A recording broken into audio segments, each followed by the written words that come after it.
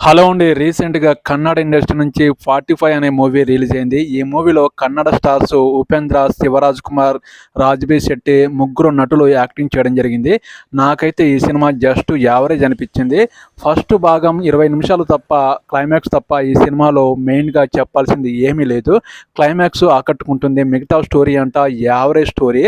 ఇందులో core point ఉన్నా గానీ స్క్రీన్ ప్లే వీక్‌గా ఉంది. అలాగే కథా బలం కూడా లేదు. ఇందులో ముగ్గురు నటులు పెద్ద స్టార్స్ ఉన్నా కూడా ఈ సినిమాని ముందుకు నడిపించడానికి తడబడ్డారు. ఉపేంద్ర వచ్చిన సీన్స్ యావరేజ్‌గా అనిపించాయి. ఉపేంద్ర రావడం, ఫైట్ చేయడం, డైలాగ్ చెప్పడం ఓకే. శివరాజ్ కుమార్ ఓకే. కానీ యాక్టింగ్ పరంగా ఇందులో స్కోప్ లేదు. ఈ సినిమా డైరెక్టర్ ముగ్గురు స్టార్స్‌ని ఈ సినిమాలో యాక్టింగ్ చేపించిన విధానం బాగుంది. కానీ ఇందులో స్క్రీన్ ప్లే విధానం బాలేకపోవడం వల్ల ఈ సినిమా మన తెలుగులో యావరేజ్ అనిపించింది. మీకు ఎలా అనిపించిందో కామెంట్ సెక్షన్‌లో కామెంట్ చేయండి. ఈ వీడియోకి ఒక లైక్ చేయండి. నా ఛానల్‌ని ఎవరైనా సబ్స్క్రైబ్ చేసుకున్న వాళ్ళు ఉంటే please support my channel, subscribe చేయండి. ఓకేనండి. బాయ్. సపోర్ట్ చేయడం మర్చిపోకండి.